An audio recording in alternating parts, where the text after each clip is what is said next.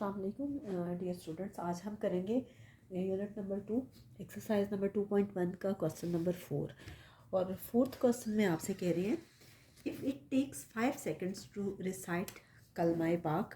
कहते हैं कि अगर 5 सेकेंड लगते हैं कलमाए पाक का विर्द करने में या उसकी तिलावत करने में, कहते हैं how many hours will it take to recite कलमाए पाक 1 मिलियन टाइम्स। कहते हैं कि कितना टाइम लगेगा अगर 1 मिलियन टाइम्स कलमाए पाक पढ़ा जाए।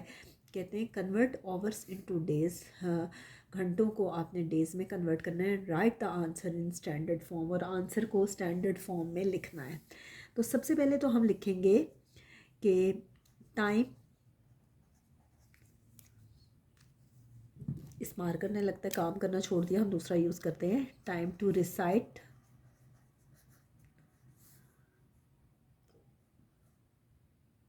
वंस कलमाए पाक, एक बार कलमाए पाक पढ़ने में कितना टाइम लग रहा है जी? 5 सेकेंड्स। अब कह रहे हैं कि time to recite 1 million times कलमाए पाक, 1 मिलियन बार अगर पढ़ा जाता है, 1 मिलियन टाइम्स अगर पढ़ा जाता है तो कितना टाइम लगता है? तो आप क्या करेंगे, 1 मिलियन में आपके पास कितने ज़ीरोज़ होते हैं? 6 ज़ीरोज़। तो इसको 6 ज़ीरोज़ से मल्टीप्लाई कर देंगे, और ये सेकंड्स में है, ये आपके पास आ गया 1 2 3 4 5 6, इतना टाइम लगता है। ठीक है, आप देखें कि अब क्वेश्चन में वो कह रहे हैं कि आवर्स को डेज में कन्वर्ट करें, लेकिन देखें ये तो हमारे पास सेकंड्स में आ रहा है। पहले सेकंड्स को घंटों में कन्वर्ट करेंगे तो फिर हम घंटों को डेज में कर सकते हैं ना। सेकंड को पहले हम आवर्स में कन्वर्ट करेंगे और फिर आवर्स को डेज में कन्वर्ट करेंगे, और फिर उसके बाद हमें इसकी स्टैंडर्ड फॉर्म फाइंड करनी है। तो फर्स्ट हम क्या करेंगे कि कन्वर्ट करेंगे सेकंड को आवर्स में। ठीक है, और कैसे कन्वर्ट होगा आप जानते ही होंगे कि 1 घंटे में कितने सेकंड्स होते हैं? 3600 सेकंड्स होते हैं। 1 घंटे में 60 मिनट्स होते हैं और 1 घंटे में 3600 सेकंड्स होते हैं। हम बोथ साइड्स को अगर चेंज कर दें तो ये आ जाएगा 3600 seconds equal to 1 hour. Both sides को अगर चेंज कर दें हम कह सकते हैं कि अगर हमें 1 सेकंड की वैल्यू फाइंड करनी है, अगर सेकंड को आवर्स में कन्वर्ट करना है तो इसको 3600 से डिवाइड करेंगे। अब ये सारे स्टेप्स जो मैंने किए हैं, अगर आप नहीं करना चाहते तो कोई इशू नहीं है, लेकिन फिर आपको याद रखना होगा कि सेकंड्स को आवर्स में कन्वर्ट करने के लिए 3600 पे डिवाइड किया जाता है अगर आप डायरेक्टली करना चाहते हैं। तो आप देखिए कि सेकंड्स को आवर्स में कन्वर्ट हम कर रहे हैं, तो ये आपके पास है 5 और ये आपके पास 60 सेकंड्स है। हम इसको आवर्स में कन्वर्ट करने के लिए क्या कर रहे हैं, 3600 पे डिवाइड करें। तो ये देखें, ये दोनों ज़ीरो और ये दोनों ज़ीरो कैंसिल हो गए और ये आपके पास आवर्स में आ गया।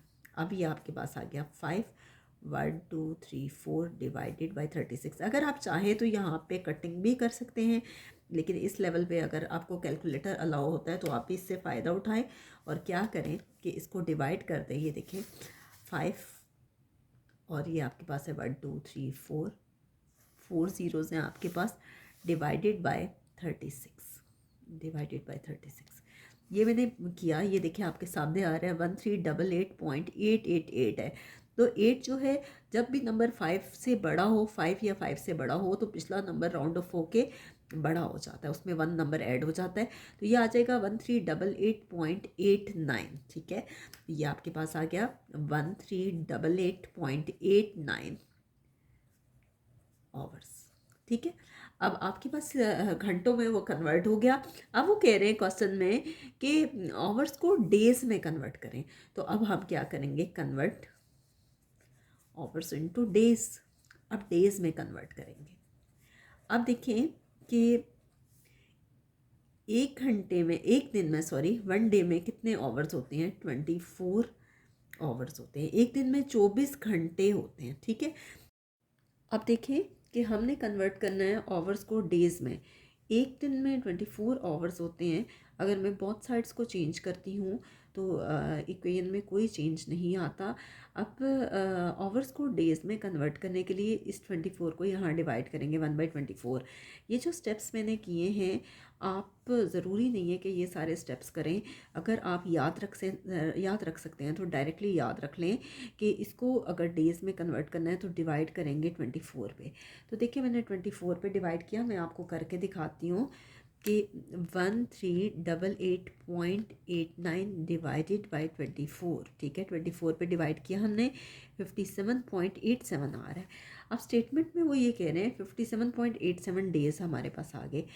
स्टेटमेंट में कह रहे हैं राउंड ऑफ द आंसर को राउंड ऑफ करें।